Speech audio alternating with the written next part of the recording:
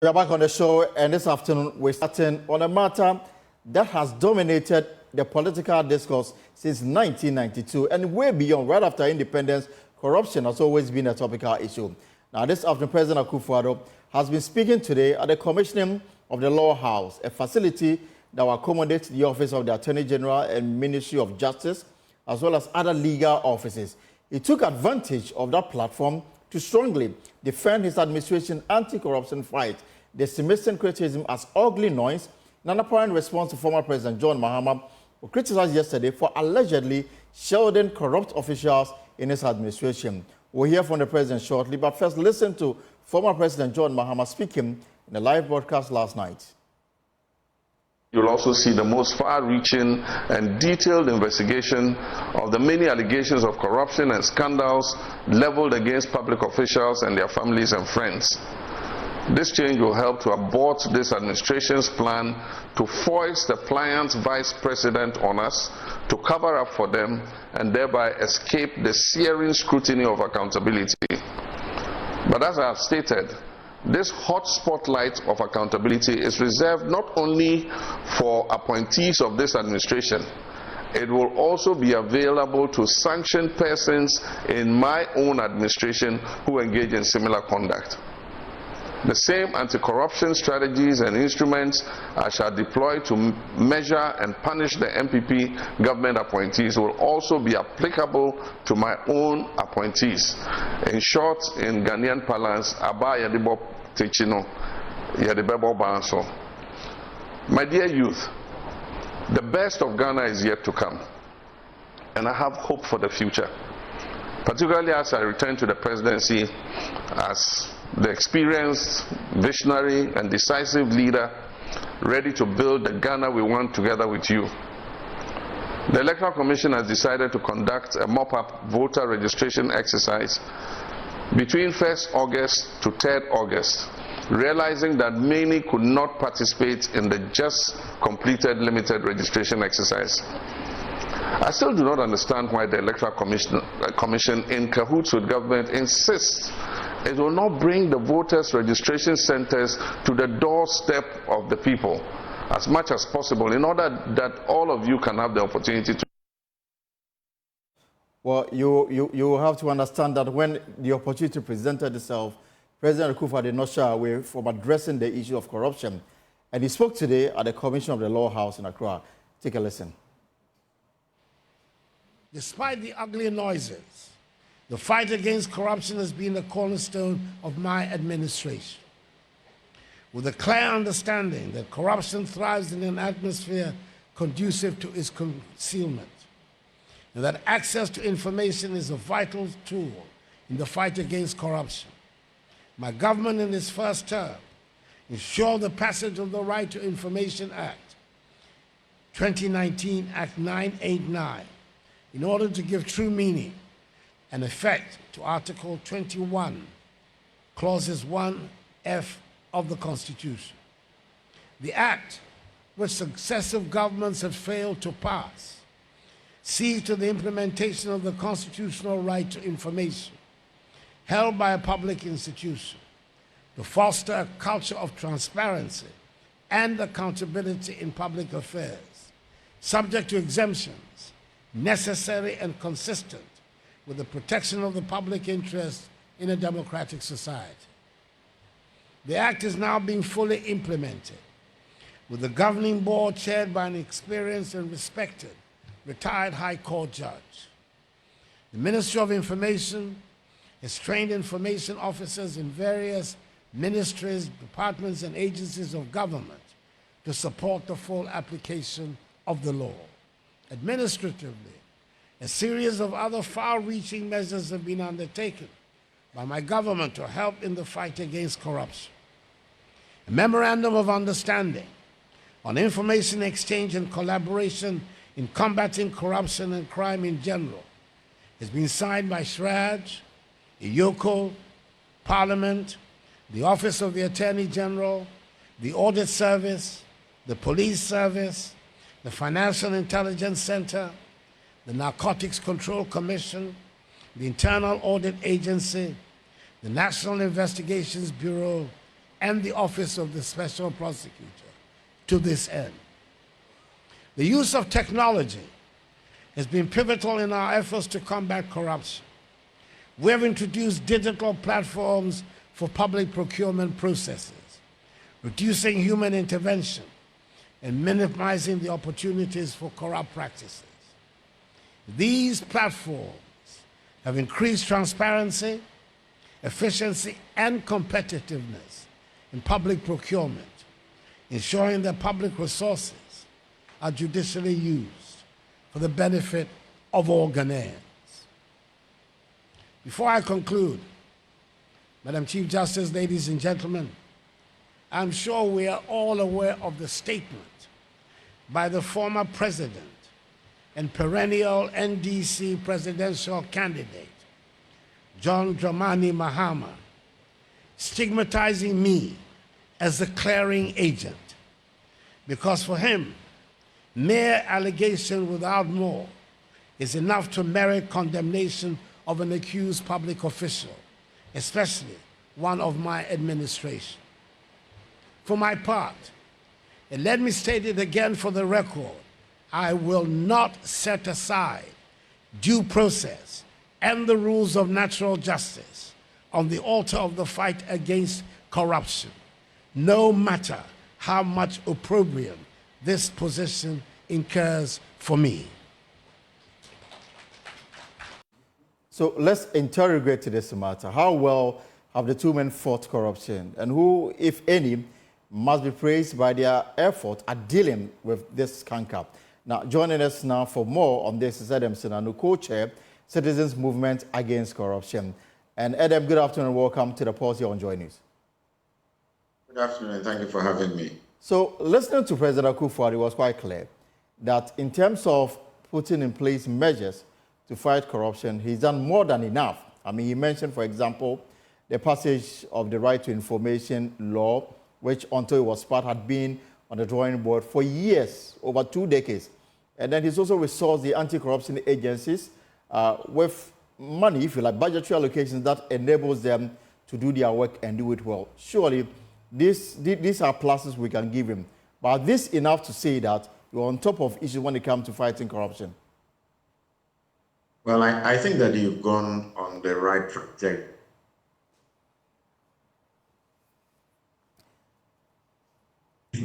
When President Akufo-Addo made sure that we passed the RTR. And I say that because civil society had been engaging them.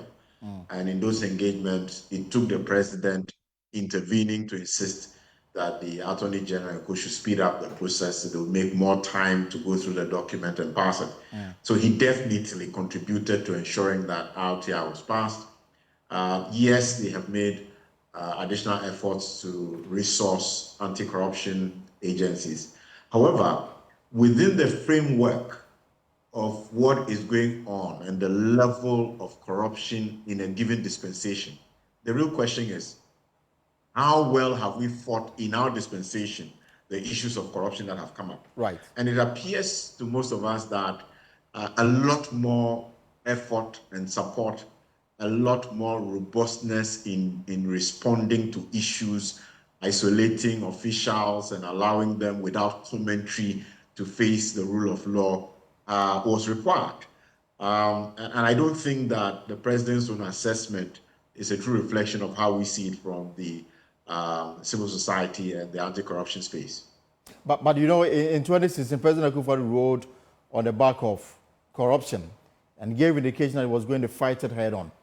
Now, he's almost 6 months away from exiting office. How will you rate his performance in terms of this canker of corruption? Well, one of the things I've never been in the habit of doing is ranking and rating. However, fortunately, we have the Corruption Perception Index results. And you'll find that our highest rating or ranking was in 2014 when we had 48. Right. I think our best period was between 2013 and 2015. Our highest at 2014 at 48 and then 47 at 2015. Subsequent to 2016, we fell We fell to 40, I think in 2016, 2017, came up to 43, and we stagnated. And so we really have not achieved the best of levels. We've not, as it were, succeeded in doing better than we had done earlier than his government. And I think that the CPI would speak for itself if we're going to do an assessment. But, I mean, in terms of the rhetorics, is it easier to say that I will deal with corruption when you are not in power? Is it more difficult to do it when you are in power? Obviously, it's one thing to say so when you're on a campaign platform and the nature of the issues are not, I mean, directly in front of you. You don't have, as it were, an operational understanding of what is going on in the levels of corruption. And I think that, yes, it is more easy to say it on a campaign platform. And then when you get in and you discover that, look, even your party people are not entirely aligned with you with this fight, I'm not sure the president would have said he would put his presidency on the line fighting Galamsey if he knew what was going to happen. So it's easy to say these things on campaign political platforms. And we should all take with a certain pinch of shame and perhaps look much more at the track record of what they have done in the past to see whether they are capable of delivering on the things that they say they will do. But if we are assessing President Akufo-Addo, at least we can point to the fact that some of the promises he made whilst campaigning in 2016, he's actually lived up to expectation. In fact, he said he was going to ensure the passage of the right to information. He was going to set up a special office, the Office of the Special Prosecutor, to be independent in the fight against corruption. He set it up, appointed a known member of the NDC as the first head. So these are things that you can point to and say that he made promise, he delivered on them. As to whether these have helped in the fight against corruption, perhaps you can take one after the other. In terms of the RTI, a lot of people, including the media, they've taken advantage of the provisions in it. We've gone ahead to request information. We've gotten them. There's some kind of transparency in terms of how the public or appointees are managing matters that we want answers to. The Office of the Special Prosecutor is supposed to be independent. Since its establishment, not one person has been prosecuted for indulging in corruption. You cannot lay that blame on the president. I don't think that anybody is laying any blame on the president. I think what we are saying, and people need to take note, is that fighting corruption requires a holistic effort. It's one thing trying to set up institutions, make sure that certain laws are passed, but that is just a part of what you need to do if you're going to fight corruption. When Obama was here, he talked about strong leadership, strong institutions. Right. So you need strong leadership, which is shown by, so you robustly deal with any members of your government who are found or suggested to be culpable. Isolate them. Allow the rule of law to deal with them. Don't pass any comments that seem to suggest that you have already taken a position, you've drawn a conclusion, and to all extents and purposes, that might begin to signal the institutions who are supposed to do investigation that this is what the president's position is. Maybe you need to align with it if you don't want to lose your job, etc., etc.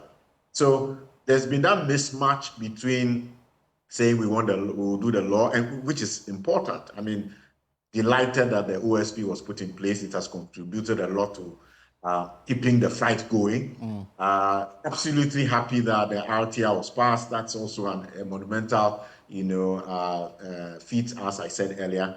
However, there are many other spaces and things that have happened relating to commentary on people who are being investigated, and the follow-up on issues where most of us think that leadership has not been very clear, not distinct, and not taking the actions that allow the other anti-graft institutions to say, okay, the presidency is showing us the way, and we're going to make sure we deal with these matters very comprehensively. So that's the challenge. There's not been that consistency between all the actions. And so it speaks a little differently from how the president would like to say it. But Adam, the issue or the tag that the NDC, for example, they've always referenced the president when it comes to the issue of corruption is the fact that they've always accused him of clearing his appointees who have been accused of being corrupt. And today he responded to this matter and said that he will not sidestep due process in dealing with these matters. So far as to say that unless there's enough evidence for me to act on, it will be difficult for me to act just simply because allegation has been thrown about somebody being corrupt. Are there clear cases that we can say that in these instances you had all the opportunity to act and yet you didn't? I mean, I don't think that we are following due process when OSP says they are investigating Cecilia Dapa and she comes to the presidency and then you say, or you write a letter saying that you are sure that at the end of the day, you'll be cleared. I mean, that's not due process. Due process, you stay neutral, you stay above the fray, and then allow the institutions of state to finish their work, and then they provide the results. And then when the outcome of that OSP investigation on Madam Cecilia Dapa appears to have vindicated the president's earlier position. Oh, I don't think that any report from the OSP appears to have vindicated Madam Cecilia Dapa. For all of us, there was no vindication. She's not been able to explain the sources of the money. It's the reason why we've kept insisting. It's the reason why others have made appeals to Parliament to charge, because the law has not been fulfilled. So she's really not being cleared. She's not been vindicated, unless some people are confused. So no, absolutely not. There are many cases where the commentary by the president has not helped. It's absolutely not helped. And I don't think that his own perception and conclusion on this matter, it seems to me like sometimes politicians think that the more we say something is good, then everybody believes it's good. But if you are doing incisive analysis of what has transpired, often you will not draw exactly the same conclusions. And I don't think in this case, the president is accurate. He's done substantive things, but in the scheme of things, based on what our society faces at the moment, the levels of corruption, this government and our president needed to do much for us to, as it were, be doing much better than we've done in the past in the fight against corruption. But final question before I let you go, two issues. So what do you want to see going forward? The president appeared to be very resolute in his belief that he's done more in the fight against corruption, that the criticism against him are misplaced. Former President Mahama says that I will be resolute. I will even go after my own appointees, and I will go after unexplained wealth. We have Yoko, we have Shraj. Are they doing their work as expected of the public?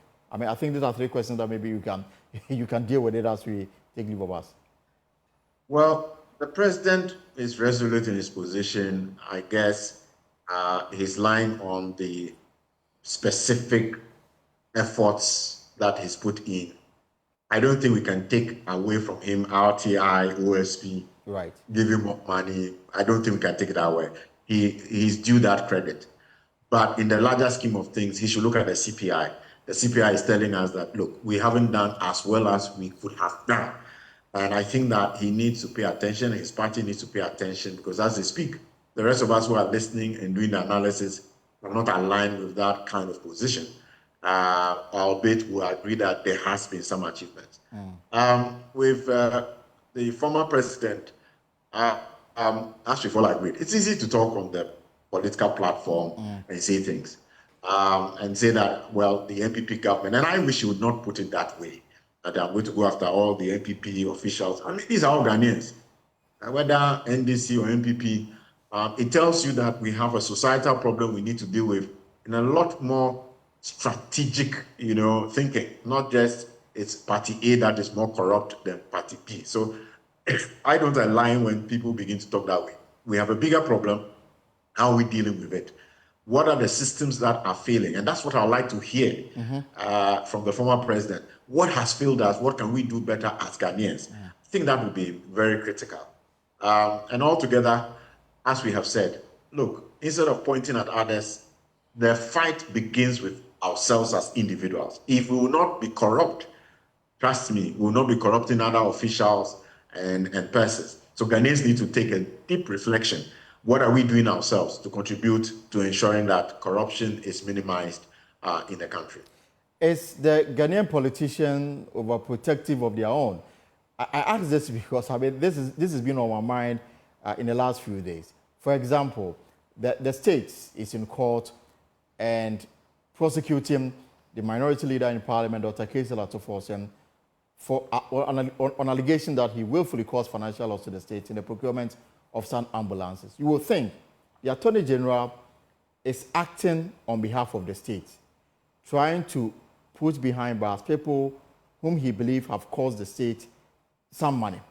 And yet you have the others on the other political divide saying that no, you are not going the way about. Same people saying that when we come, we'll protect the public purse. If somebody has done wrong, and then the AG is fighting on behalf of the state. And I asked the question about whether the Ghanaian politicians sometimes become overprotective of their own. I think that I would tend to align with that thinking. I mean, I've looked at the facts of this ambulance thing, and I find that it looks at the point Madame Sheraite had actually written 2 months before this LC was approved, really by the deputy minister, saying that they didn't have the funding, they didn't need this. And so it's curious as to what the source of approval, because you see, the sector ministry ought to have given is stamp of approval, and yet we have the deputy minister who goes ahead with the LC. It does not appear that the Minister of Finance himself, Seth Tekpe, was aligned with that, because he was in Parliament trying to negotiate some other bilateral funding. There clearly seems to be a problem. Right. And I would have been more excited if I find that persons in the NDC are highlighting the gaps and the fact that, look, there was a problem, and address that problem. So we are all clear in our mind that going forward, this will not be repeated. I worry that if you just sweep it under the carpet, other politicians will come and they will think that they can repeat them. And it feeds into a lot of things that have happened in Ministry of Finance, GRA, where we are wondering, how were all these contracts signed? How were people being paid? It looks like people have the capacity to go outside the systemic checks and balances we have to still approve things, get monies paid when it is not ultimately benefiting the country. So there's a challenge there. On the other hand, the AG may have made a mistake. I think that perhaps he needed to be a lot more cautious in calling up this witness, and that also then raises another issue. But these are two separate, distinct issues. Let's ensure that if people have approved things they ought not to have approved, let's talk about them. Let's not shield them because we are political parties and we think that it's an election season and we want to win at all costs, and we'll ignore what the facts are and seem to be just protecting our own. Right, thank you very much. Adam Sedano, who is co-chair of the Citizen Movement Against Corruption. Right, this is a pulse here on Joy News. We've been talking about an age-old issue of corruption and whether or not we are winning the fight against it. We'll take a short when we come back. The NDC is 32 years old today. And we'll talk about this more when we return from this short break.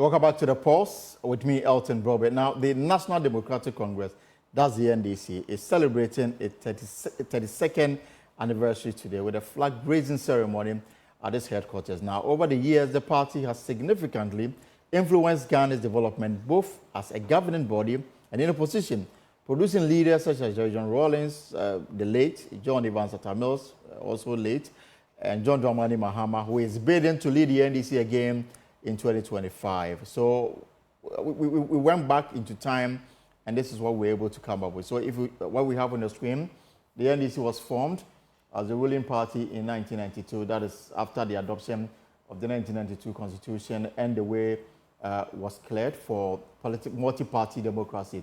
Now, the party led a successful transition to multi-party competition. It is the first party to gain power in the Fourth Republic. And of course, you know the person who was the first. The party was founded by John Rawlings, first president in the Fourth Republic, and he led the party in the 1992 national elections, won it again in 1996. So between 1993 and 2001, former President Rawlings was the president. But before that, he had been head of state under a military rule of PNDC. And then in 2009 and 2012, John Evans Atta Mills, after two failed attempts, became president.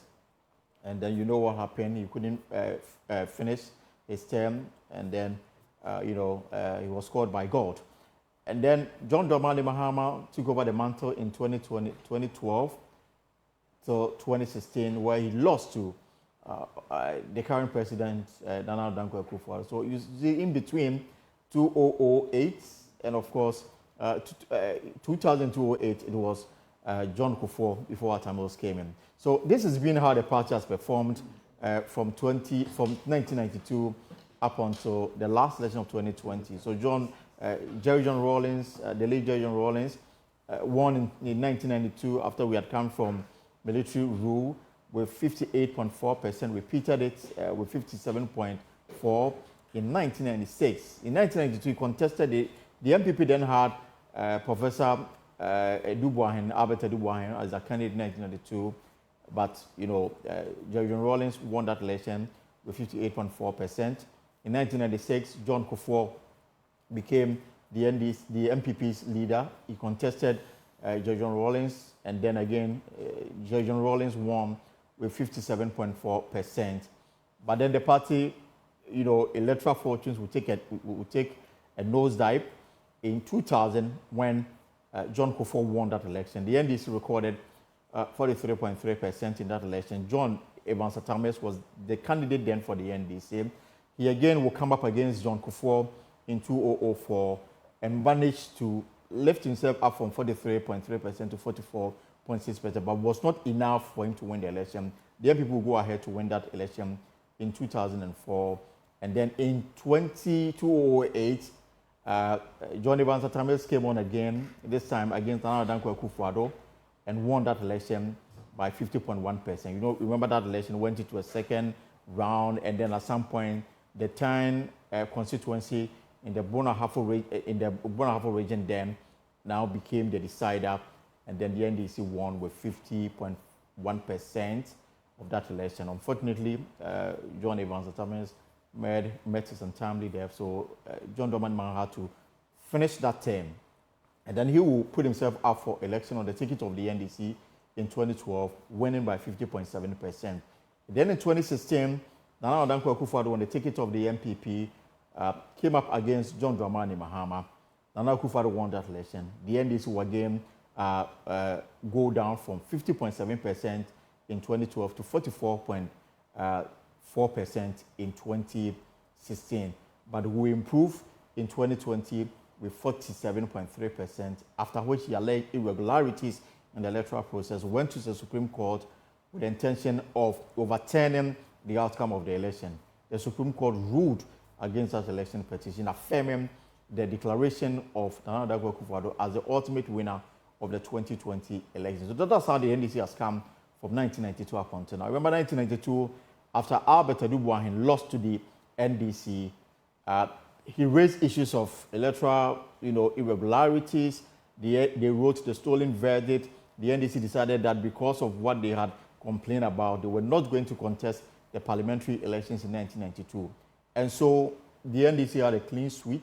They swept 189 seats, and then the 11 belonged to the NCP then, and then some independent candidates. So the NDC had absolute majority in the 1992 parliament because the MPP has stayed out of the parliamentary elections. In 1996, though, they were again, they won by 133. This was under the leadership of Jerry Rawlings. The MPP had 67 seats. The MPP will again be the majority in parliament. But in 2000, when everything changed and John Akufo became president, the NDC seats dropped from 133 to 91, with the MPP winning 109 seats, forming the majority in parliament and the government as well. The NDC fortunes will again dwindle from 91 to 94, but the MPP will move up to 136 and then again maintain their strong majority in parliament. 2008, when Professor John Evans Samuels won the presidency on the ticket of the NDC again will go ahead to win the parliamentary, but with a slim majority, 116 as against 114. And in 2012, remember, the NDC had 148 seats under the leadership of John Dramani Mahama, the MPP 127. So this is how the parliamentary seats look like. And in 2016, 104 for the NDC, 171 for the MPP. And then in 2020, what has come to be known as the hung parliament currently stands at 137 seats for the MPP and for the NDC, and 138 seats for the MPP. So 137 for the NDC, 138 for the MPP. The reason 138 against 137 is that an independent candidate who stood and won the former election decided to do business with the MPP. The reason why the MPP has 138. So that's how the NDC has come. So today there was a flag-raising ceremony at the party's headquarters. Chairman of the party, Johnson Esiedun Ketia, has some few words. To create confusion, to make sure that this, our anniversary, will not happen, or it will be marred in controversies. All our attention will be drawn this morning to other debates that are completely irrelevant. But we have resisted that temptation. Let them continue lying. At the appropriate time, they will have their responses. But let me tell the peace-loving people of this country, the group of people we normally will call the conscience of this country, that our nation is not sitting well. We are getting into a crucial election, and all attempts that we have made to make sure that the election turned peaceful are being frustrated. We warned against militarization of our elections. Today, even on the occasion of voter transfers, military men have been deployed in some constituencies, wielding weapons, trying to convert the citizens who bought the weapons and the uniform for them into the enemies of the state. Please, if there are any voices of conscience left in this country, this is the time for them to speak. So the question, how has the party's leadership shaped the nation's progress during these 3 decades? Join us for a discussion of the party's impact on Ghana's political and socio-economic landscape is Mr. Akufo-Addo, founding member of the NDC, former member of parliament for West Central in the first parliament of the Fourth Republic, and currently chairman of the NDC's 32nd anniversary celebration. He's also a special assistant to the Speaker of Parliament. Urban Babi. Mr. Atto, it's always a pleasure to have you here. Elton. Yes. How are you? I'm doing well. How about you? I'm very well. 32 years Yes. of the founding of the NDC. Right. Perhaps we can start from, let's say, 91, before we went into 92. Yes. And then from military rule to the adoption of the 1992 constitution that paved way for multi-party democracy. Yes. How did the NDC, come about? I'll tell you.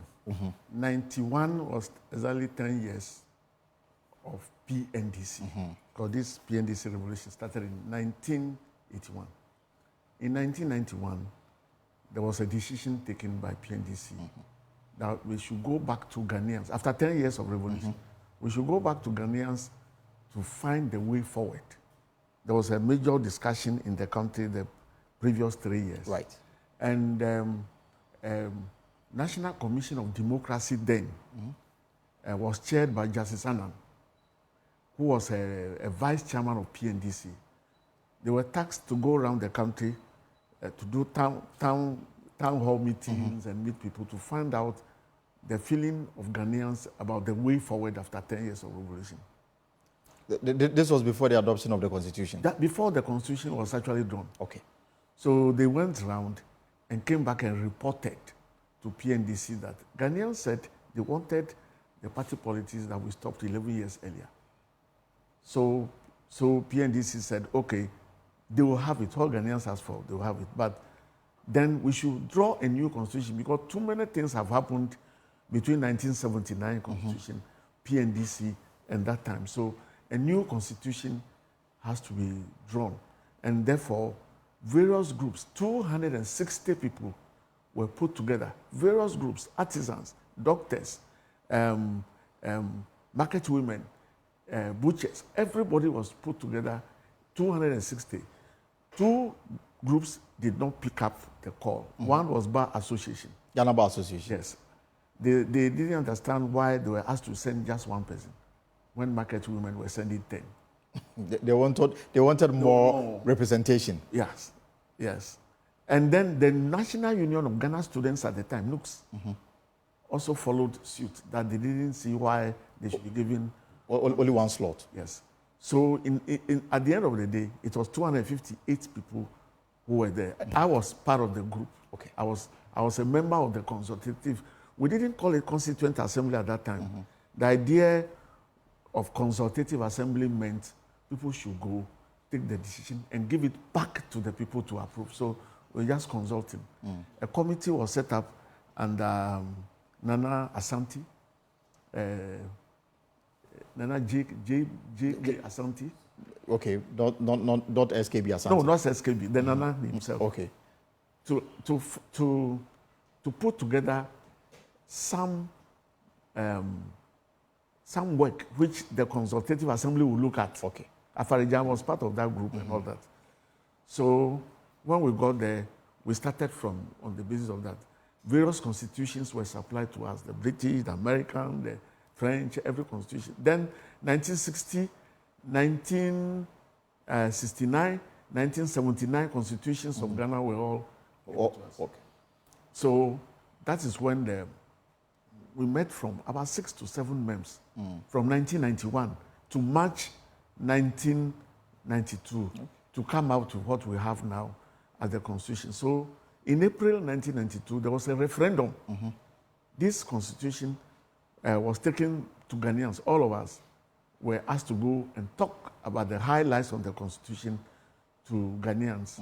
And there was a vote asked to confirm or reject the constitution. This vote was positive because all the parties then, there were no political parties at that time. But various groupings which colors were known, of course, all came together and accepted the constitution. It is after that one that the road map was drawn for people to go and form parties. Political parties. Yes, political parties.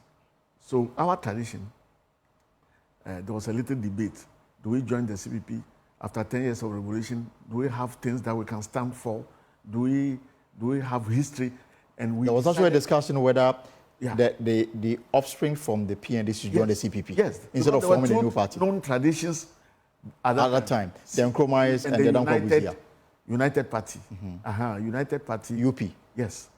Where all the parties before 1957 who were opposed to CPP came together to form what they call United Party. The NPP from the north, the Togoland Congress, the GAN, my GAN is not very good, the NLM, and all the parties came together to form United Party against Kwame Nkrumah CPP. So that's the UP tradition that we talk of. Okay, so we decided at a meeting that we'll form our own party. But it wasn't that straightforward. There were various tendencies. The idea was to bring together all nationalists, good Ghanaians, to join those of us who were part of the revolution to form a broad-based party. Like a party of national unity or something? Yes, that was what it was. And that's what it is. That is why we win in 8 regions and some people win in 2 and all that, because it brought everybody together. But even within the revolutionary group, there were various groups, the CDRs, the 31st group, the Eagle group, right, the Rawlings fan club, and various groups came together.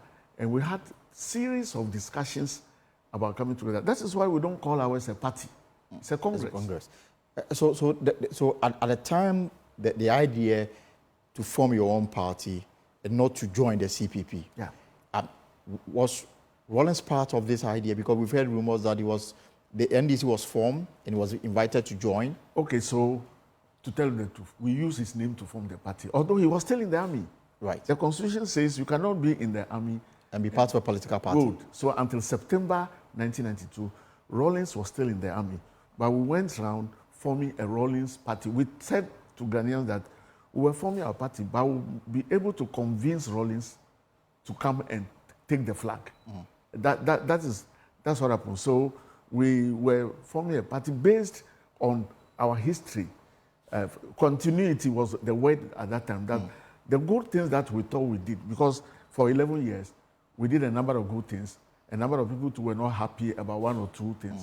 But we thought that on the average, we did better, and Ghanaians would appreciate us more. And Rawlings was still extremely popular, even at that time. With him in our boat, there would be continuity. And that is the word that we use. So we needed to meet. First, even to determine the name of the party. A congress, bringing everybody together. Democracy, because we have always been the Democrats. And then national, because we were national. So we brought all this together. Then the symbol, the umbrella for royalty, for protection, and the eagle on the top for security. Then we chose the colors. None of these things that you see with the party. It came by accident. No. Everything was well planned. Debates. And the colors, black for African pride, white for peace, and red for the blood of those who struggled from independence time through the revolution. That was a remembrance. And green for protection of the environment. Now we behave as if we are the last generation. We don't want to hand over... destroy everything. We want to destroy everything. But Mr. Addo, is it true that the decision to use the umbrella as a symbol and the colors, is there any truth in it that all of these were ideas and designs of the former First Lady, Nana Akufo-Addo Rawlings? I wouldn't say so. They were all part of the discussion. For instance, the colors. These colors were already revolutionary colors. The revolution that we did. If you look at June 4 colors, so that one could not have been coming from one person. It is true that there was a discussion also at the level of 31st. And I don't want to downplay the role of 31st. 31st December Women's Movement. No, at all. Women generally, but 31st. And then I was part of that debate. I was there when the debate was on.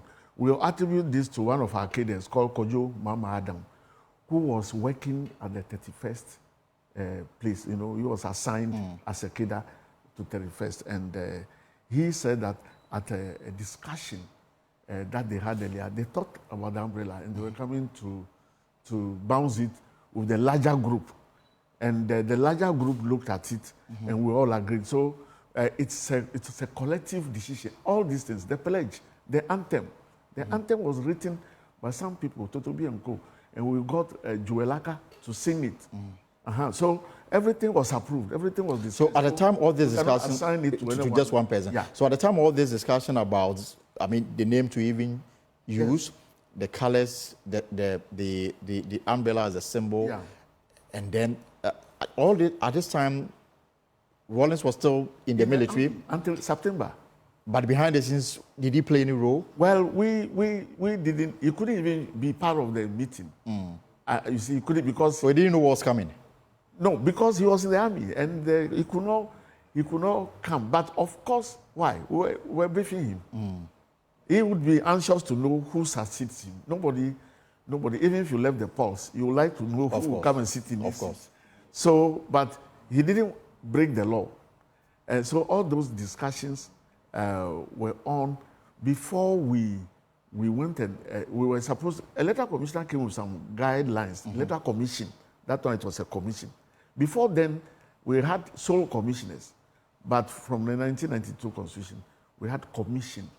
Okay, so they had guidelines, what you must do to get your interim certificate and what you should do after that to get the permanent certificate.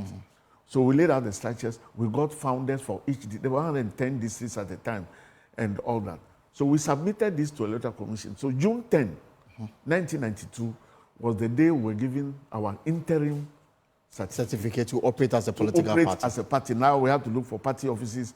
We have to people the party constituencies, get leaders, and so June 10. It was. So at that time, who would you consider was the leader of the party at that time? No, the party that didn't exist. At the time you had your interim certificate. We those of us were functionaries. Okay. Were asked to go and bring people so that we form parties. So government was running as usual, but there was no party until June 10. On the 10th of June, we announced an interim leadership led by Isifo Ali, who was a commissioner in General Champon's time. Very good man. He was a well-established accountant. And we got lawyer Munufie later. Yes, from the Bono region. Good. He was in Buzia's government as rural development minister. So at those days when we were investing in the late 70s, if you were behaving rural, we'll call you Munufie, because he was the rural development minister, secretary then. So we went. This is A.A. Munufie. Yes, A.A. Munufie. At some point was Ghana's ambassador to Cote d'Ivoire, a co-chair of the NDC. Wonderful.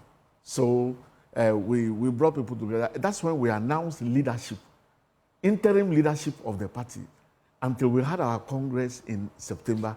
Those people were still interim. At this time, where was Eagle Party? Yes. So one of the movements that was formed when the ban was lifted and were to form groups and various groups emerged, there was a group among us which called themselves Eagle. The rumor has always been that Eagle was actually formed by the former president, Jerry Rawlings. No, he didn't form. Although his cousin, his brother Susudis was a leader. Michael Susudis. Oh, but a lot of people, E.T. and Co. I mean, some of our top people were Eagle. But the CDRs, which was the main vehicle, formed another group called the Front. And another group was formed in the Eastern region called Rawlings Fan Club. And there were other groups. So we had to have a discussion. Have you seen the umbrella? Have you seen our umbrella? I'm sure you see that there is a head of the eagle. I mean, that is what we have. Good. You see the head of the eagle at the top.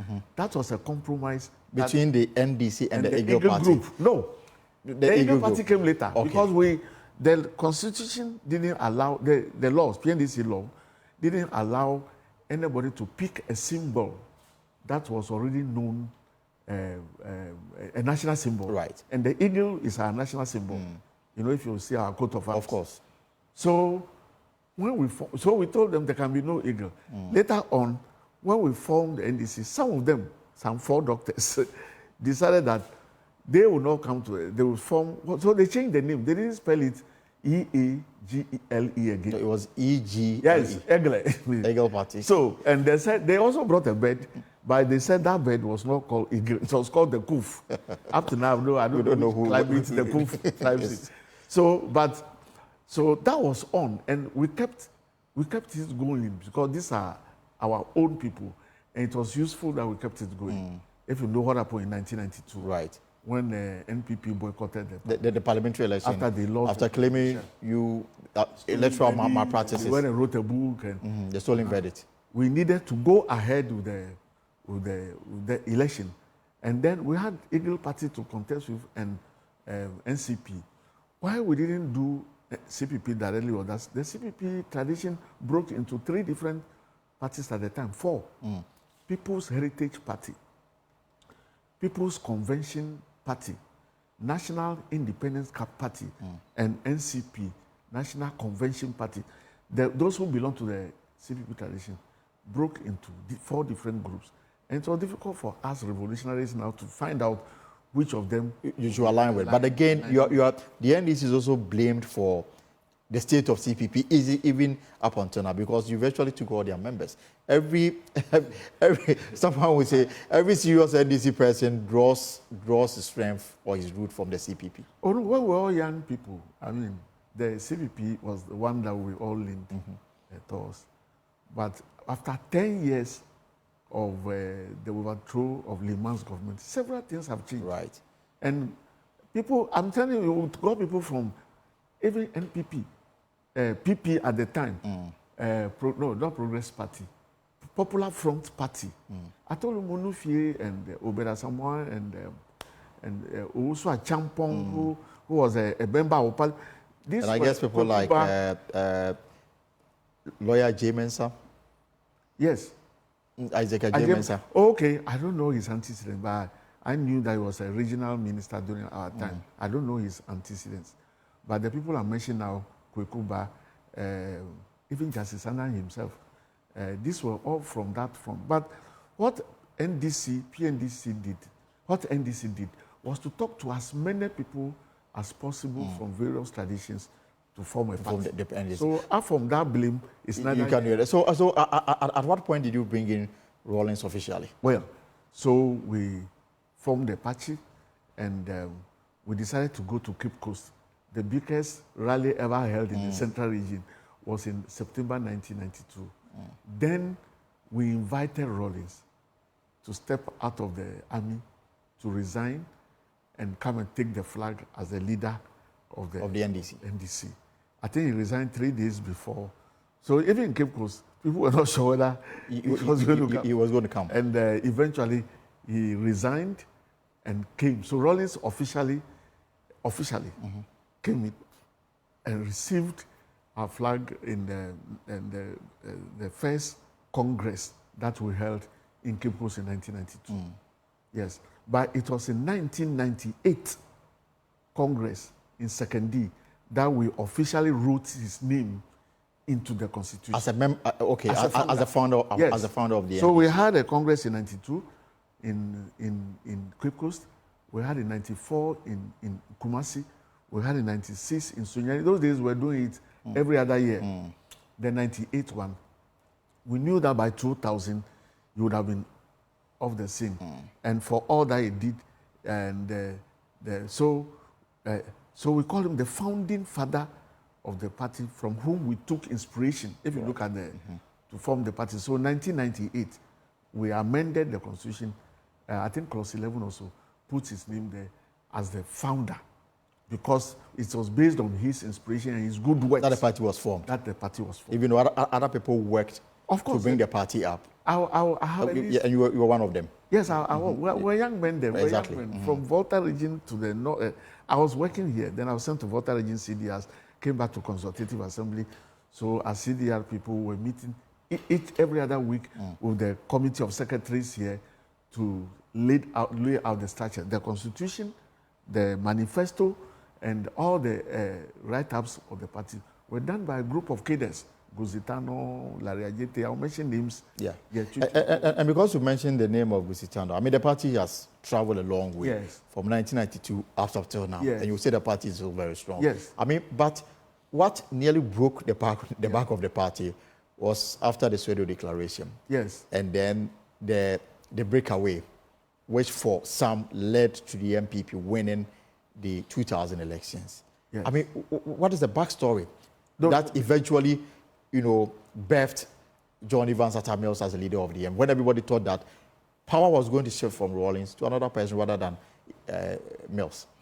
No, so Rawlings just went to Sweden to say that he would be happy. He wouldn't mind. That's what he said. He would be happy if his vice, in whom he had a lot of trust, succeeds him. That's how he put it. I was right there in Agona Street to write him from, because I was the Deputy General Secretary of NDC from 94 to Hudu up to 2002. So when we came back, but before then... so you didn't have any hints as to what was going to happen? No, it was one of the first boom speeches. Aswedu. But so everybody was taken by surprise with that announcement? Not really, because Mills was doing well. He was already vice president? Yes, he was already vice president and was doing well in 2 years. That was just 2 years with him. We knew that we were going to go through the processes to elect a leader in the year 2000. That was his preference. He said that was his preference. But before then, we had what we call reform movement within the NDC. It was not a party then. And we're meeting, those of us who were cadres who brought everybody together were feeling as if we were being marginalized. So we had a reform movement, wanted to take over the structures, the control. We were saying that next Congress, we should be secretaries, we should be organized. Those were the things we're discussing. So it was part of that reform movement that said, no, they were not happy with. Their displeasure was more than some of our displeasure. So they turned the part of the movement to a party. But NDC survived it. We survived Obeda Samwa and his party. We survived Madame and her party. It's a strong party. When you move out of it, you may not survive. Certainly, it takes something away, of course, from us.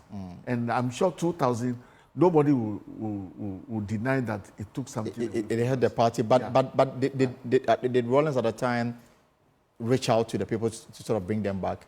Explain the reason why he wanted Mills. Were they ready to be brought back? They were not ready. I want to talk to you, you're not ready to talk to me. So I can't say yes or no to that. Some say he was undemocratic when he made that pronouncement. You should have allowed the Congress to decide who should lead them. A suggestion. A suggestion that was difficult for anybody to reject. Well, we were to go to Congress, but before we could go to Congress, these divisions were coming. So by the year 2000, it was clear that then it was going to be Professor Mills. We all rallied around him, and we're trying to find the suitable running mate to go with him. But we didn't win. And but we were it's a very NDC. It's a very resilient party, very strong.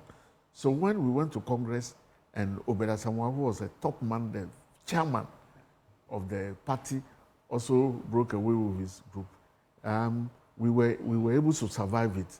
Then when Madame stood against, when I say Madame, mean Nana Rawlings. Call her Madame, because I cannot downplay the role she played in the formation of the party. Right. Anybody who does that was not at the center of it all. I know the role she played. When she also tried to form her party, we were still strong. And even beyond that one, we went and won the election in 2008. So that's how strong NDC is. And the 7th December, we just warm me up. You are absolutely certain of that. Well, we are. Why not? Except that we are not complacent.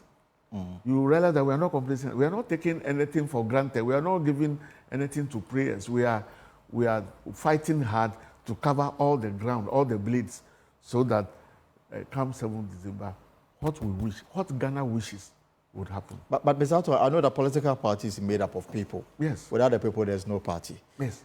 And listening to you from the formation of the NDCs, the role played by key individuals, including yourself, D.F. Annan, and the rest you brought in, A.A. Munufie, and the likes, one cannot say that the very existence of the NDC should be traced to Jerry Rawlings, even though in 1998 you took a decision to make him the father of all the founders. But credit cannot be solely him. No, nobody said so. In fact, we were giving forms to get founders to sign as founders. So people like us didn't even sign that form. They said every district must have a founder. So we, in NDC, I think we have about 36 of them alive. The 110, because they were all senior people at the time. So most of them have died. And then for region, every region too must have a founder. I handled the one for Water region. So these were the official founders. If you go into the Electoral Commission now, the 110 people that signed the forms before were given the interim certificate and the founders. So that's why we call him the founding father. Yeah, so we all worked towards it. But like I said, I mean, a lot of the places, when you are talking, those days, they'll ask you who will be your candidate. As soon as you message, they say, go. You have done your work. So nobody can take that away from him. Right. At all.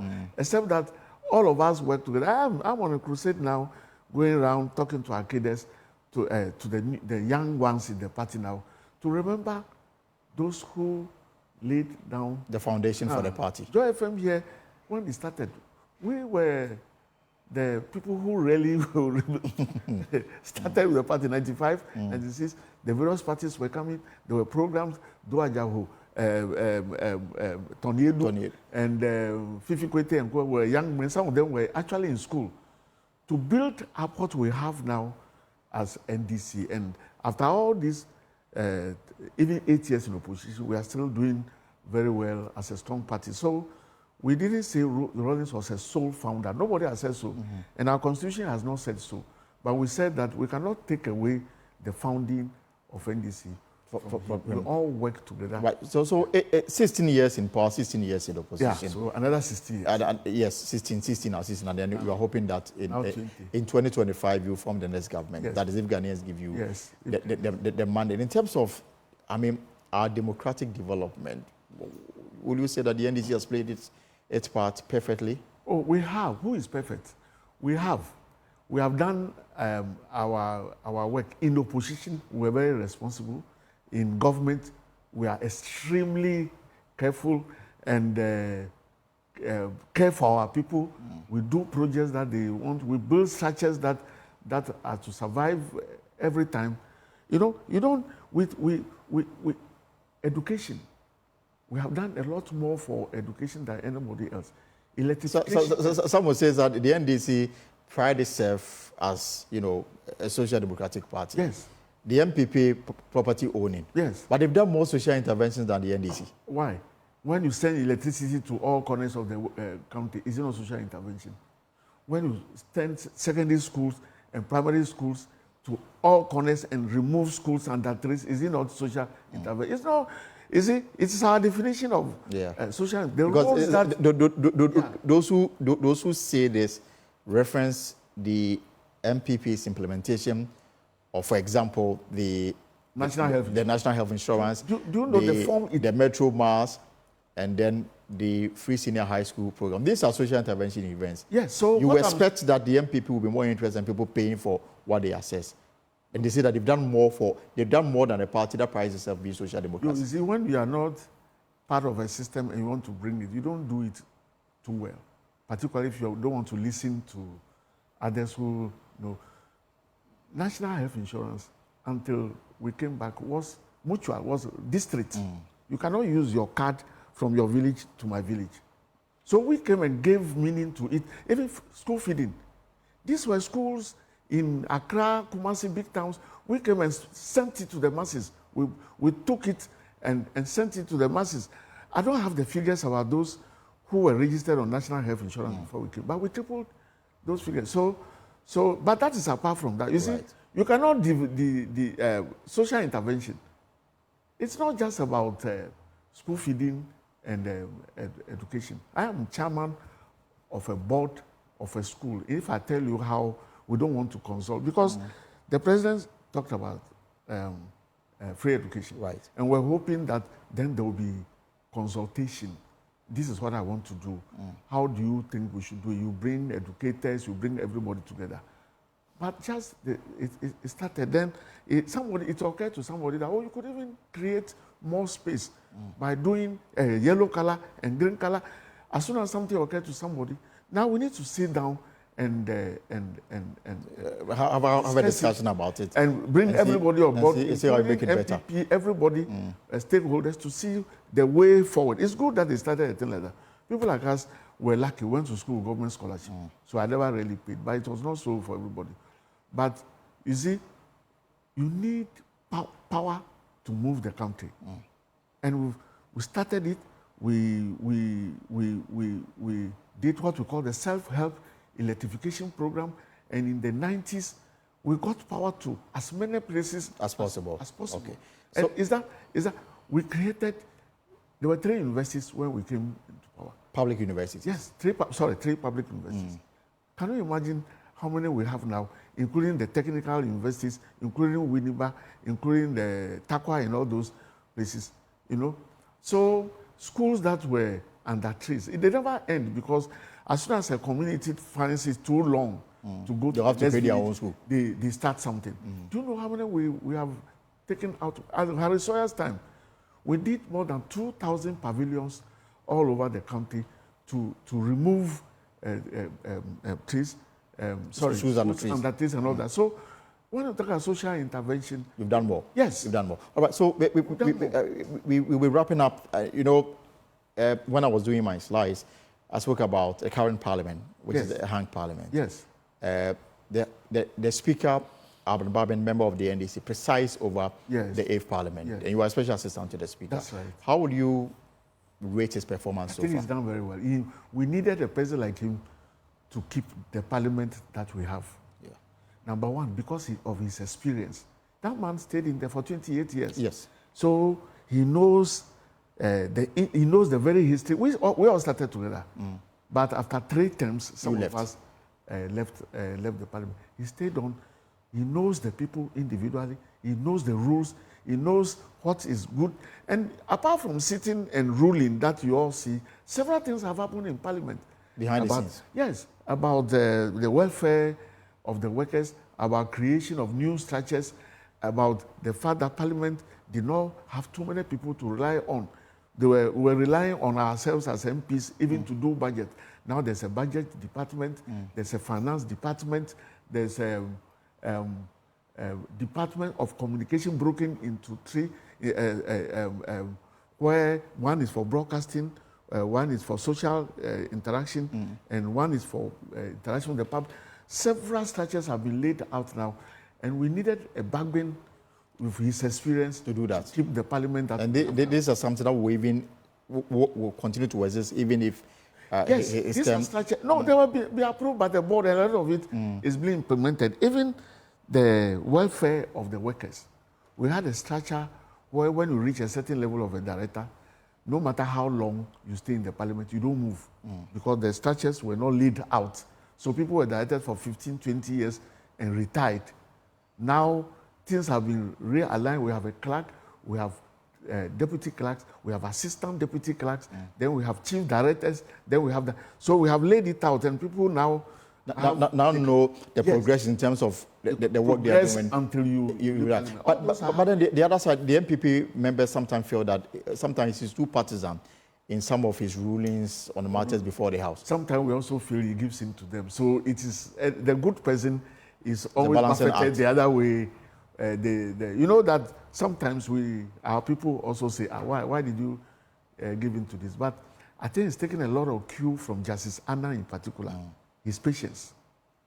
Justice Anna, when he was there in the first parliament, it was only NDC plus NCP, about 7 or 8. But second parliament, as you just pointed out, we were 133 and MPP was 67, plus everybody else. Right. But Justice Anna gave equal time, equal opportunity to the 67 against the 133. I think that I see a lot of that with Bagbeni. He allows everybody to expect. There's something also that they do. Before you see him walking into parliament, they already have meetings with the leaders of both parties. How are we going to do in parliament? How is it going to happen? How many speakers from each party? Because I was going to correct you when you say 138, 137. Yeah. Actually, it's 137, 137. Right. Then I made a point that yes, but you corrected yourself in the way. Somebody's doing business with the MPP. How many people will speak? Sometimes to the details of names, who will speak. So they can call them directly. Yes. So you see that a lot happens in parliament that is peaceful and okay, particularly at the community level. But there are some places in which we have political disagreements. I mean, despite giving him so much high marks in the way he has managed this hung parliament. Yes. Martin Amidu, who was Mills's running mate in 2000, former Deputy Attorney General, seen as a member of the NDC, thinks that Aban is corrupt. He says he used the word self-acclaimed corrupt leader. As he explained, when he says he wants a public forum to provide evidence to back this claim. So you know Mr. Babin better. Yes. How do you respond to this claim that he's corrupt? Is he corrupt? Don't fall to mudslinging and calling names. If he says acclaim, I've not really. Has he mentioned when he said so? Self-acclaimed. It means you have said that you are corrupt. It's not just labeling him. He says he is self-acclaimed. I don't even understand. And working with him the last 4 years, I don't see. It says the speaker met the president in Dubai, and then some deals went on. But you read it the next day. He said he didn't say so. He said he didn't say that he met him in Dubai and some days went on. In fact, I'm not here to talk about Martin. It's my comrade. And I don't like some of his write-ups. But it's clear that I don't know whether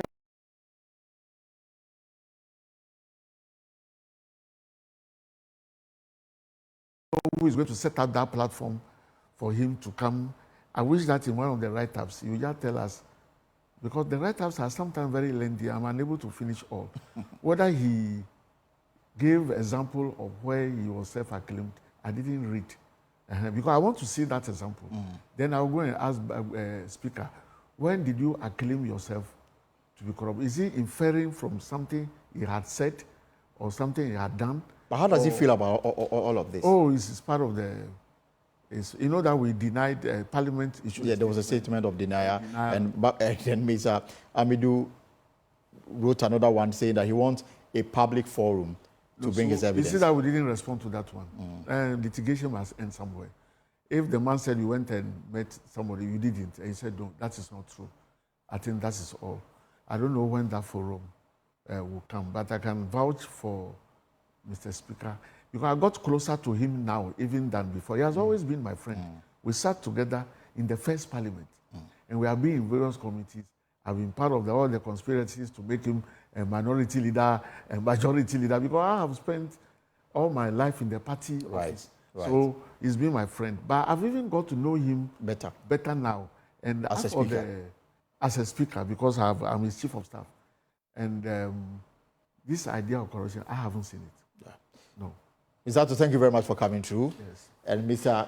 Akufo-Addo is the chairman of the 32nd anniversary of the... All the anniversary that we celebrate in NDC. You are the chair. There's a committee. Of course. Committee. I am the chairman of the committee. and more importantly, he's also the chief of staff at the office of the Speaker of Parliament. Now, we'll take a short break. When we return, the strike by the NIA workers has got the Fair Wages and Salaries Commission worried over its negotiation with them. The commission fears months of progress could be jeopardized by the industrial action. So how is the commission hoping to resolve this strike issue? We'll have more for you when we return from the short break. Stay right there. This is The Pulse. You're welcome back to the show. Now, let's talk about some industrial action that is threatening the public sector front. Now, the strike by the National Identification Authority workers has got the Fair Wages and Salaries Commission worried over its negotiation with them. The commission fears months of progress could be jeopardized by their industrial action. But before their action today, the NIA workers had issued a list in March for a faster negotiation process on better working conditions. Today, services at the offices here in Accra and other parts of the region, the country have grounded to a halt. My colleague, Clinton Yeboah, interacted with some stranded customers in Kumasi in the Ashanti region.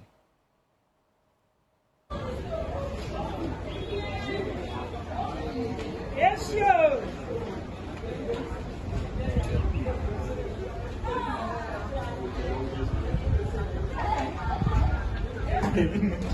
I hope I'm not coming. Are you sure? I'm very sure. But the registration number. Somebody coming. It's like an indefinite job. But now, why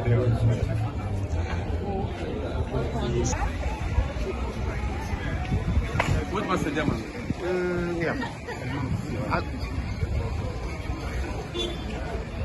can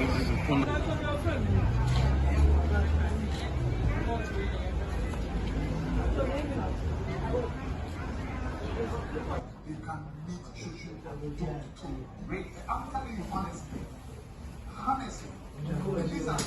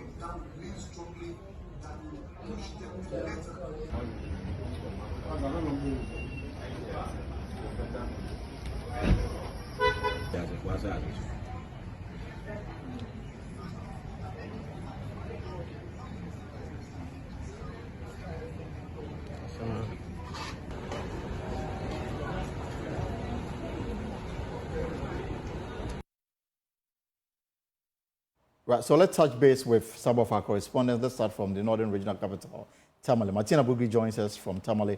Martina, tell us how the day went at the NIA office. But Martina, if you can unmute for me, and then so that you can tell us how the day went at the NIA office.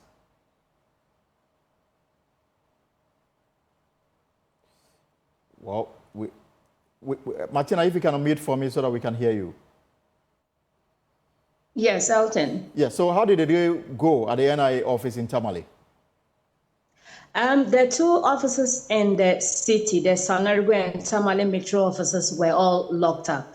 You get to the place and there's no single soul to show that there's an office that normally would have a lot of people, especially on a Monday. So you get there and then the entire place is locked up. No one in the compound. Definitely a very empty space, contrast to what we know of the offices of the NIA. Each day you visit the offices. And were there people there to register or to undertake any services with the NIA?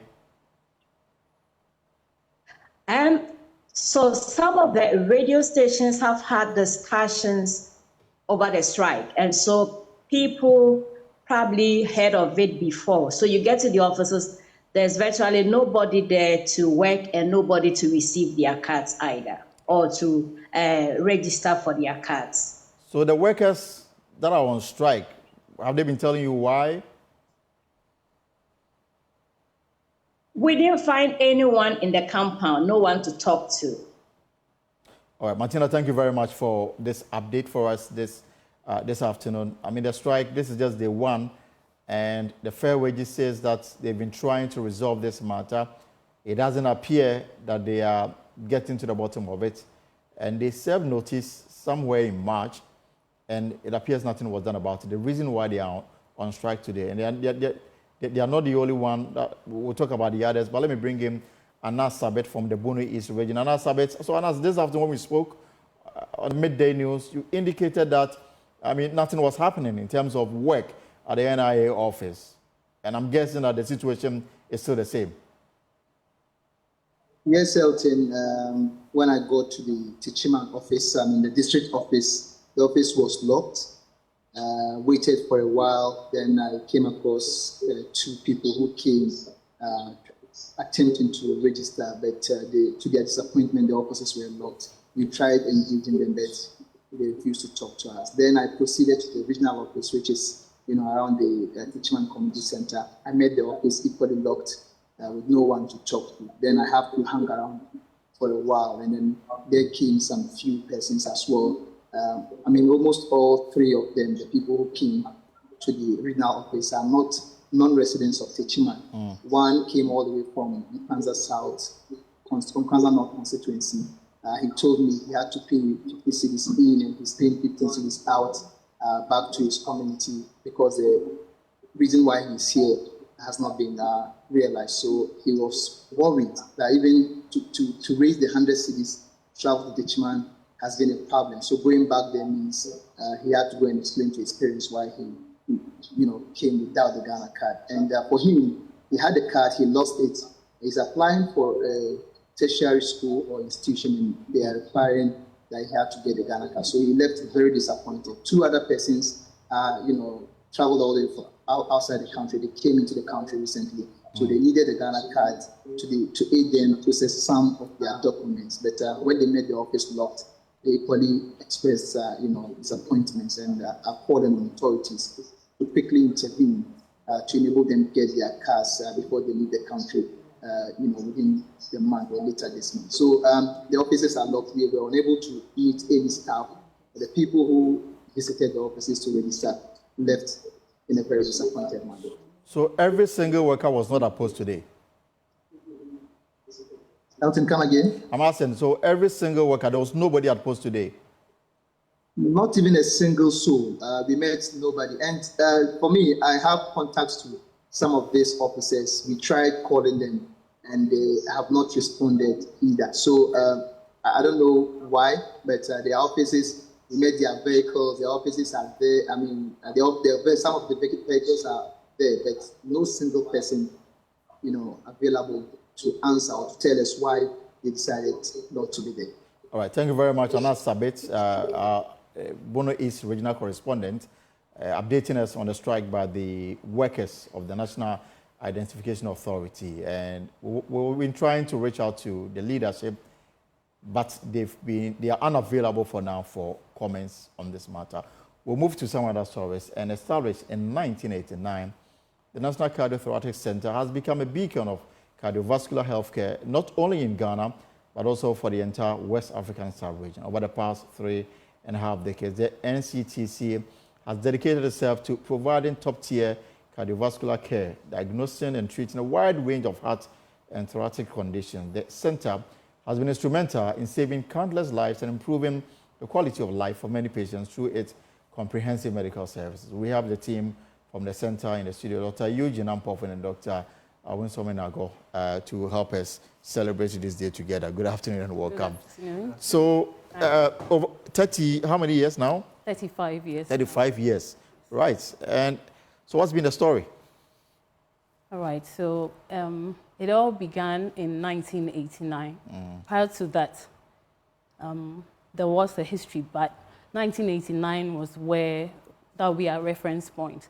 So Professor Frimpong Boateng had his training. He trained in Ghana and then went on to Germany, Hanover, Germany, to further his studies in cardiothoracic surgery. So he went to specialize in a hospital in Germany, and that's where he got the skill and then decided to come back to Ghana to give back to his country.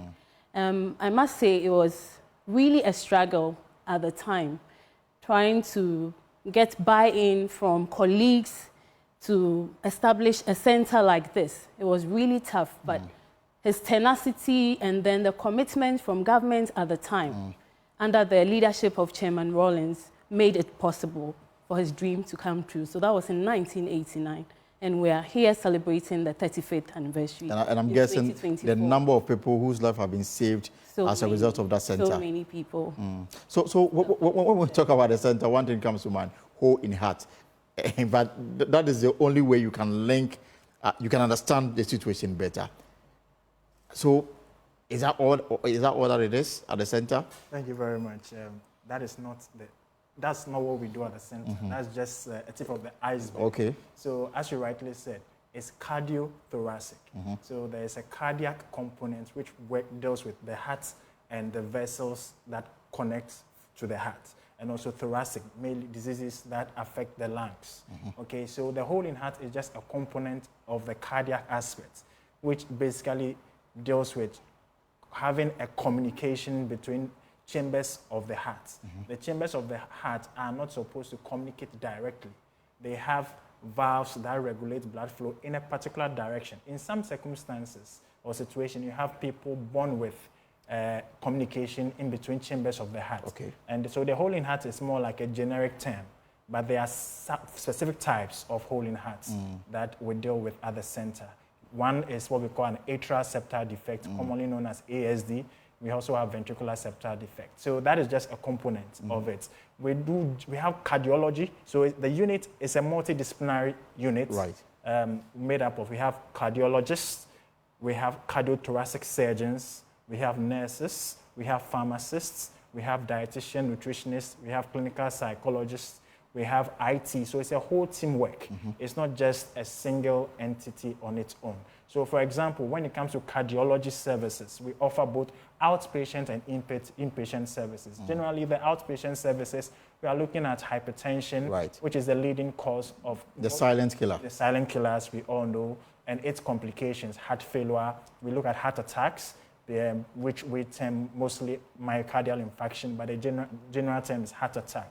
And one thing we do at the center is what we call interventional cardiology, where if you have a heart attack and you come in time, we are able to open the artery that is blocked up to ensure that blood flow is reestablished to the heart. Yeah, I asked about the whole in heart because, you know, when we talk about the center, that's what comes to mind. Yeah. The last time I was at the center, this was like last year, I think a Chinese national had donated some amount of money to help treat children with that kind of condition. And I was amazed at, I mean, I was taken aback looking at the number of children with such condition receiving treatment at the center. And I asked myself, I mean, how come at that age that we're going through such a difficult time? Is it something that may relate to before the child was born? Is it genetic? Is it because of the kind of environment we live in now? What really could be the issue that a child under a year or more than a year, 2, 3, 4 years, is going through this challenge that you assume that it is reserved for people of a certain age? Thank you very much. So for the term whole in heart, as generic it is, usually is congenital, meaning you are born with it. You can develop a communication between the heart as an adult as a result of another disease. So we won't talk about that one, we'll talk about the congenital ones. And usually, when we are developing, the structures and the organs also develop. Unfortunately, sometimes it doesn't develop the way it's supposed to, and it leads to some of these abnormalities. And when it happens, the causes can be myriad. It could be as a result of a medication that the mother took whilst pregnant. It can be as a result of infections that the mother had during the pregnancy.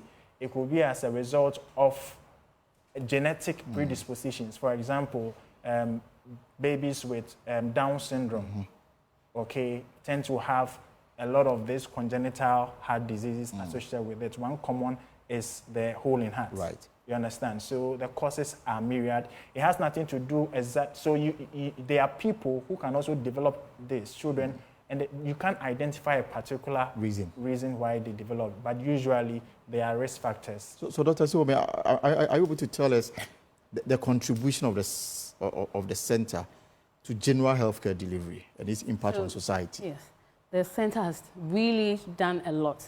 And of course, that's why we are here to share our success story. So over the last 35 years, they've been able to train. We don't have that many cardiothoracic surgeons in Ghana. But within that space of time... Is the center the only training center for such specialty? For training, yes. For training of cardiothoracic surgeons, yes. So within the sub-region, the center has trained about 30 cardiothoracic surgeons from Nigeria. In Ghana, we've trained 11 cardiothoracic surgeons, and then cardiologists as well, about a number of cardiologists as well. Aside that, there are nurses that come to our department for some kind of specialization.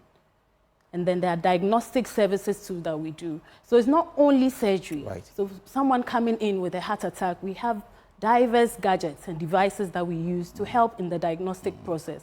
So we have echo machines, we have machines for checking electrical activities of the heart. When someone comes in with a heart attack, you need all those gadgets to be able to get a definite diagnosis. So we have all of that. So training for these cadre of staff, I think is, a huge success that we've chalked, because you don't have this in are sub-region. So most of them come here for their training. I'll come back to ask you about, so what is the plan? I mean, as you celebrate this occasion, is there any plan of activities? Yes. So first of all, today being Monday is our media engagement. We actually had one over the weekend, and we are still engaging. So thanks for the opportunity. Tomorrow is the big day. So that's the launch of our 35th anniversary. So it will be happening in the hospital at a location where we call the S-Bus. That's the School of Biological and Allied Health Surgery. So the launch starts at 10 a.m. It will be in two parts. So the first part, we are going to invite dignitaries. Our founder will be there. All right, the health minister will be there. And the founder, you mean Professor Frimpong Boateng himself will be there to give a short delivery. Yes. And then when we are done with the launch, we'll be moving to the part 2. So we've actually carved a nice bust of him right in front of the National Cardiothoracic Center. So we're going to use that opportunity to unveil the bust, you know, just to give him thumbs up, and then he will give his remarks whilst we are done. We also have a nice citation for him at the venue, and then refreshments afterwards. So that's for tomorrow. Then on Wednesday, we are going to invite 3 schools within our catchment area. So we have Bishop Bowers in different grades in terms of level of education. So for the primary, we have Bishop Bowers School, and then for the JHS, we have Ministry of Health School for JHS, and then St. Mary's for SHS. So they'll spend approximately 1 to 2 hours with us, but they'll come in batches, numbers of 50. All right, so we'll be done. That whole exhibition will take place between 8 to 3 p.m. tomorrow. And when they come, we're going to take them around just for them to have a feel. We'll come down to their level, explain, you know, to their understanding, and show them the gadgets we use there, the kind of procedures we do in simple terms. Right. Because you never know who's going to develop passion from, you know, that encounter. So that's what we seek to do tomorrow. And then we have a little bit, the celebration, you should come there and feel the atmosphere. So after that, we have, on Saturday, we'll be having our day. I call it our day. So that's a family affair. So cardio staff are going to have a food bazaar. And there are so many other activities lined up. So we have fun games, interaction amongst this. There'll be so much to eat. And they'll be doing a CPR training for the staff as well, amongst so many other things. And then next week, and then on Sunday, this coming Sunday, we're going to have a Thanksgiving service at the Ebenezer Presbyterian Church in Mamprobi, at Mamprobi, between 7 a.m. to 9 a.m. And then next week, Friday, we're going to have our health screening at the police headquarters. So the police are a target. We're going to go to the headquarters and screen about 400 of them. All right. So that would sort of crown the whole thing. Let me give you the last word on this celebration as we wrap up. Yeah. So like she rightly said, for me, what is key is catch them young. So I'm happy we are bringing in the young people to come and see what exactly cardiothoracic medicine in general entails. And if we're able to whip the interest amongst them, we may have some of them pursuing this career, because cardiovascular disease is the leading cause of death worldwide, and Ghana is no exception. And in fact, we'll find a day to talk about it. That would be because great. Of time. We'll find it because you attended to a lot of them. We'll find a day to talk about it. We'll talk about the root cause.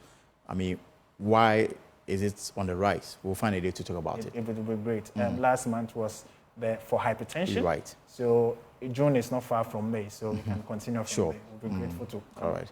But I'm grateful that you came through, and then we'll be part of this celebration along the way. Thank you so much. Thank you All so right. much. So, persons who witnessed the official visit by the Ashanti Otumfuo to the Ghana state have described it as historic and a significant step towards strengthening the ties between the Asantes and the Ghana Dangwe. The visit by the Ashanti marks 78 years since an Ashanti king, Otumfuo Agyeman Pempeh II, paid a visit to the Ghana state on July 25, 1946. Maswala Gbagba sat through the entire historic event and has come to this report.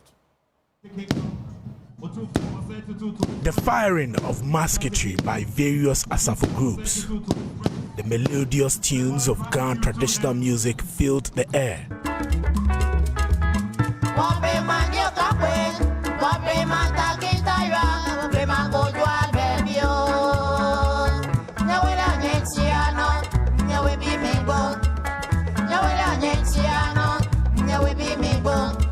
The last time there was a similar visit was 78 years ago. Former Attorney General Ni Ayikwe Otu revealed when the Gatmanche Kentucky Teko Churu II visited the Asante Hene Otumfuo Osei Tutu II during his 25th anniversary. The Asante Hene spoke Ga with him.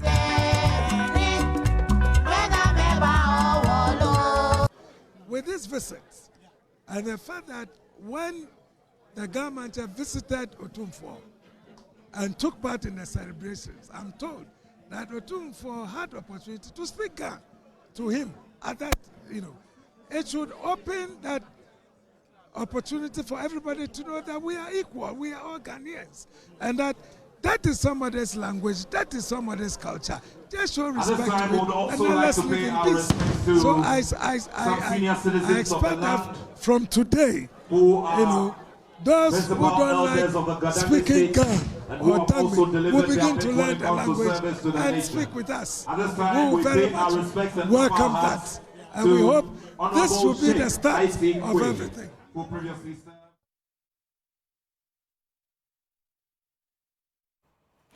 Right, so let's quickly engage Nana Asakwa, Chief of Dumasa in the Eastern region. Nana, you're welcome to the post. Thank you very much. So, what do you make of what happened over the weekend here in Accra when the Otumfuo visited the Gamanche? Well, two words come to mind: historic and very, very significant. Historic and significant. And kudos to the two big chiefs for what they've done. It's very needed, and we applaud them. I mean, I can't say any more than that. We shouldn't take it for granted at all.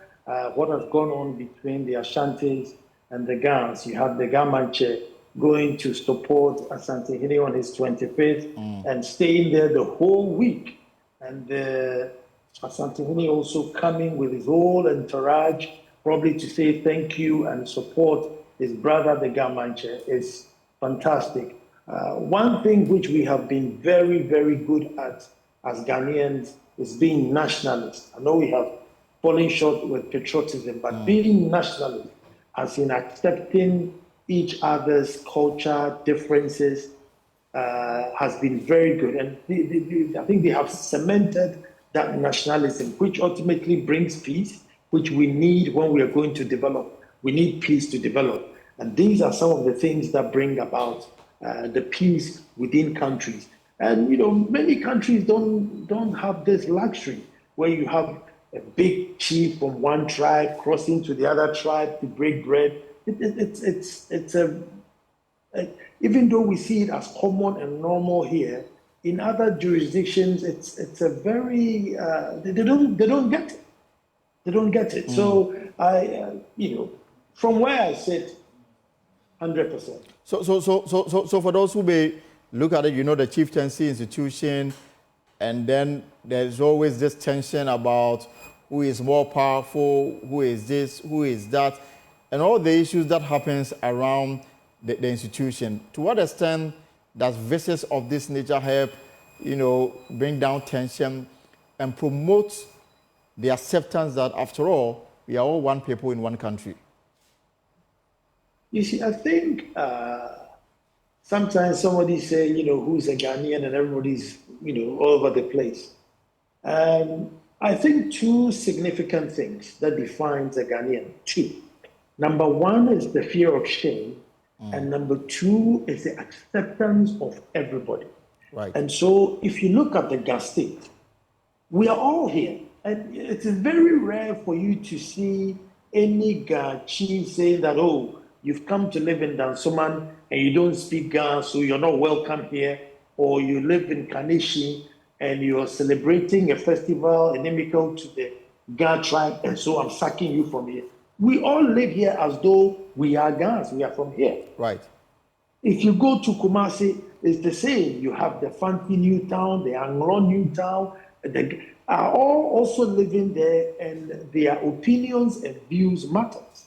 So when you have the Ashanti travels and he arrives, the entourage that go to meet him, I think even the Northerners are more than the Ashanti indigents. Right.